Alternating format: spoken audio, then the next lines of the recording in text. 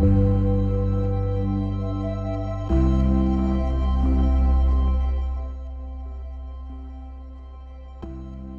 दोस्तों, आज हम बात करेंगे जेरूसलम के बारे में। एक ऐसा शहर जो 3 रिलीजन्स ज्यूइश, क्रिश्चियन और इस्लाम के लिए बहुत इंपॉर्टेंट है। जेरूसलम का इतिहास हजारों साल पुराना है और इसमें बहुत सी इंपॉर्टेंट घटनाएं हुई हैं। चलिए हम इसके हिस्ट्री, कल्चरल इंपॉर्टेंस और मॉडर्न चैलेंजेस के बारे में जानते हैं। लगभग 1000 ईसा पूर्व योद्धा राजा डेविड ने जेरूसलम पर विजय प्राप्त की और इसे अपने राज्य की राजधानी बनाया। उसने वहां एक भव्य पैलेस बनवाया और होली आर्क को स्थापित किया। डेविड के बाद उसके बेटे सोलोमन ने जेरूसलम में एक बहुत बड़ा टेंपल बनवाया, लेकिन 586 बीसीई में बेबीलोन के राजा नेबुकदनेस्सर ने जेरूसलम को जला दिया और पहले टेंपल को डिस्ट्रॉय कर दिया। Persian Raja Cyrus the great ने ज्यूज को जेरूसलम वापस आने और टेंपल दोबारा बनाने की अनुमति दी। 516 बीसीई में दूसरे टेंपल का निर्माण पूरा हुआ, जो ज्यूइश फेथ और पहचान का प्रतीक बन गया। समय बीतता गया, सदियां बीत गईं और इतिहास के पन्नों पर कई साम्राज्यों का उदय और पतन हुआ। पर्शियन साम्राज्य की जगह पावरफुल रोमन साम्राज्य ने ले ली। रोमन साम्राज्य ने अपनी शक्ति और प्रभाव को पूरे क्षेत्र में फैलाया। रोमन शासन के तहत ज्यूज को रिलीजियस फ्रीडम थी। वे अपने धार्मिक अनुष्ठानों और परंपराओं का पालन कर सकते थे, लेकिन उन्हें बहुत ज्यादा टैक्स देना पड़ता था। यह कर उनके लिए एक भारी बोझ था, जिससे उनकी आर्थिक स्थिति पर गहरा प्रभाव पड़ा। 66 सीई में ज्यूज ने रोमन शासन के खिलाफ विद्रोह कर दिया। यह विद्रोह अचानक नहीं हुआ था, बल्कि वर्षों की असंतोष और उत्पीड़न का परिणाम था। यह विद्रोह 4 साल तक चला। इस दौरान कई भीषण युद्ध हुए, जिसमें दोनों पक्षों ने भारी नुकसान उठाया। 70 सीई में रोमन सेनापति टाइटस ने जेरूसलम पर हमला कर दिया। टाइटस ने अपनी सेना के साथ जेरूसलम को घेर लिया और एक लंबी घेराबंदी शुरू की और दूसरे टेंपल को डिस्ट्रॉय कर दिया। इस विध्वंस ने ज्यूइश समुदाय के लिए एक गहरा आघात था, क्योंकि यह मंदिर उनकी धार्मिक और सांस्कृतिक पहचान का केंद्र था।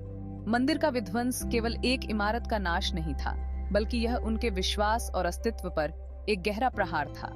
इस घटना ने ज्यूइश इतिहास में एक महत्वपूर्ण मोड़ ला दिया, जिससे उनकी धार्मिक और सामाजिक संरचना में बड़े बदलाव आए। रोमन साम्राज्य के पतन के बाद जेरूसलम बाइजेंटीन साम्राज्य का हिस्सा बन गया। 7वीं शताब्दी में इस्लाम का उदय हुआ और 638 सीई में मुस्लिम सेनाओं ने जेरूसलम पर विजय प्राप्त की। मुस्लिम खलीफा उमर ने शांति और सहिष्णुता का रास्ता चुना। मुस्लिम शासन के तहत जेरूसलम 3 रिलीजन्स का होली सिटी बन गया। 11वीं शताब्दी के अंत में एक महत्वपूर्ण ऐतिहासिक घटना का आरंभ हुआ, जिसे हम क्रूसेड्स के नाम से जानते हैं। यह धार्मिक युद्धों की एक श्रृंखला थी जो लगभग 2 शताब्दियों तक चली। क्रूसेड्स का उद्देश्य मुस्लिम शासन से होली लैंड को आजाद कराना था। यह युद्ध मुख्य रूप से ईसाई और मुस्लिम सेनाओं के बीच लड़े गए थे और इनका प्रभाव मध्यकालीन यूरोप और मध्य पूर्व पर गहरा पड़ा। 1099 में पहले क्रूसेडर्स ने जेरूसलम पर कब्जा कर लिया। यह विजय ईसाई सेनाओं के लिए एक महत्वपूर्ण मील का पत्थर थी, लेकिन इसके साथ ही यह एक भयानक नरसंहार का कारण भी बनी और शहर में बहुत लोगों को मार डाला। इस घटना ने धार्मिक और सांस्कृतिक तनावों को और बढ़ा दिया, जिससे आने वाले वर्षों में और भी अधिक संघर्ष उत्पन्न हुए।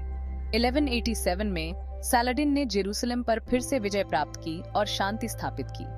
सैलाडिन की इस विजय ने मुस्लिम सेनाओं को एक नई ऊर्जा दी और क्रूसेड्स के इतिहास में एक महत्वपूर्ण मोड़ साबित हुई। क्रूसेड्स ने धार्मिक तनावों को और बढ़ा दिया। इन युद्धों ने न केवल धार्मिक विभाजन को गहरा किया, बल्कि राजनीतिक और सांस्कृतिक विभाजन को भी बढ़ावा दिया और पूर्व और पश्चिम के बीच विभाजन पैदा किया। इस विभाजन का प्रभाव आज भी देखा जा सकता है, जब हम इतिहास के इन पन्नों को पलटते हैं और समझने की कोशिश करते हैं कि कैसे ये घटनाएं हमारे वर्तमान को आकार देती हैं। क्रूसेड्स ने व्यापार और सांस्कृतिक आदान प्रदान को भी प्रभावित किया। यूरोप और मध्य पूर्व के बीच व्यापारिक मार्गों का विस्तार हुआ, जिससे दोनों क्षेत्रों के बीच वस्त्र, मसाले और ज्ञान का आदान प्रदान हुआ। इस दौरान कई विद्वानों और वैज्ञानिकों ने एक दूसरे के ज्ञान से लाभ उठाया।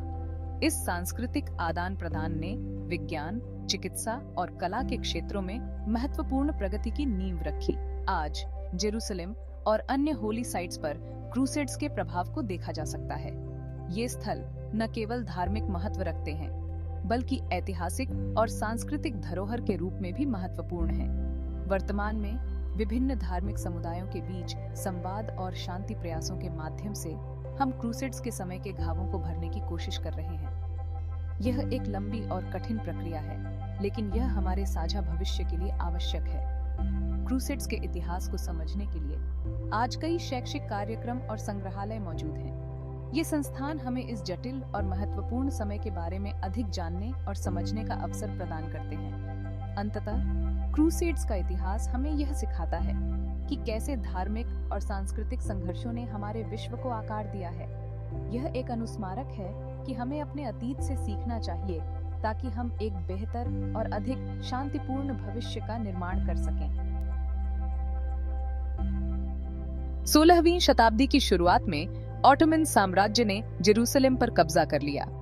यह एक महत्वपूर्ण मोड़ था, क्योंकि जेरूसलम एक पवित्र शहर है जो 3 प्रमुख धर्मों यहूदी, ईसाई और इस्लाम के लिए महत्वपूर्ण है।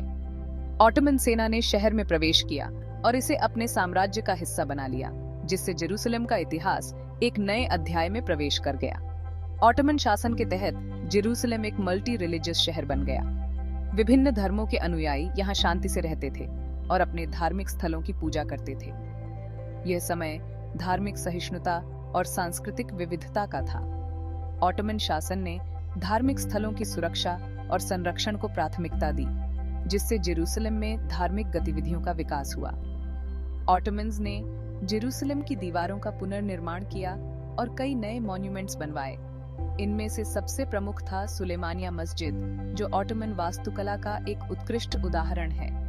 दीवारों के पुनर्निर्माण ने शहर की सुरक्षा को मजबूत किया और इसे बाहरी आक्रमणों से बचाया।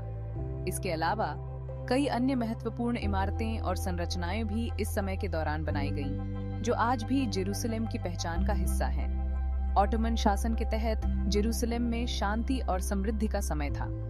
व्यापार और वाणिज्य फल फूल रहे थे और बाजारों में विभिन्न वस्त्र, मसाले और अन्य सामानों की भरमार थी। लोग अपने दैनिक जीवन में व्यस्त थे और शहर में एक सकारात्मक ऊर्जा का माहौल था। इस समय के दौरान जेरूसलम ने एक महत्वपूर्ण व्यापारिक केंद्र के रूप में भी अपनी पहचान बनाई। 19वीं शताब्दी के अंत में ऑटोमन साम्राज्य का पतन शुरू हो गया और जेरूसलम संघर्ष का केंद्र बन गया।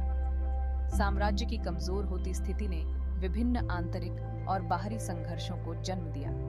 जेरूसलम, जो कभी शांति और समृद्धि का प्रतीक था, अब संघर्ष और अस्थिरता का सामना कर रहा था। ऑटोमन साम्राज्य का पतन एक लंबी प्रक्रिया थी, जिसने जेरूसलम के सामाजिक और राजनीतिक ढांचे को गहराई से प्रभावित किया। इस समय के दौरान शहर ने कई चुनौतियों का सामना किया, लेकिन इसकी ऐतिहासिक और धार्मिक महत्वता ने इसे हमेशा एक महत्वपूर्ण स्थान बनाए रखा।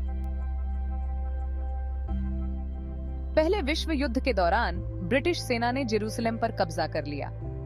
युद्ध के बाद लीग ऑफ नेशंस ने पैलेस्टाइन पर एक ब्रिटिश मैंडेट स्थापित किया। ब्रिटिश शासन के तहत जेरूसलम में ज्यूइश और अरब आबादी के बीच तनाव बढ़ता गया और जेरूसलम एक बार फिर संघर्ष का अखाड़ा बन गया।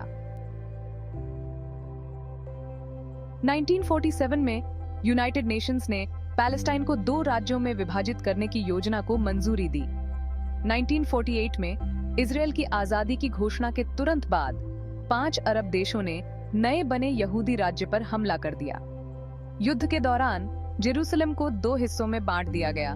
पश्चिमी जेरूसलम पर इजरायल का नियंत्रण था और पूर्वी जेरूसलम पर जॉर्डन का नियंत्रण था। 1967 में इजरायल और उसके अरब पड़ोसियों के बीच तनाव बढ़ गया। 5 जून को इजरायल ने इजिप्ट, सीरिया और जॉर्डन पर एक अचानक हवाई हमले के साथ 6 दिवसीय युद्ध शुरू किया। युद्ध के अंत तक इजरायल ने पूर्वी जेरूसलम पर कब्जा कर लिया, जिससे शहर एक बार फिर एक हो गया। लेकिन यह एक विवादास्पद कदम था जिसकी अंतर्राष्ट्रीय स्तर पर निंदा की गई। जेरूसलम का इतिहास केवल घटनाओं का संग्रह नहीं है, बल्कि यह एक जीवित शहर है जो अपनी कल्चरल डाइवर्सिटी और कॉम्प्लेक्सिटीज के साथ आगे बढ़ता है। हमें जेरूसलम की गहरी समझ विकसित करनी चाहिए ताकि हम इसके महत्व को समझ सकें और शांति और सहिष्णुता के मार्ग पर चल सकें।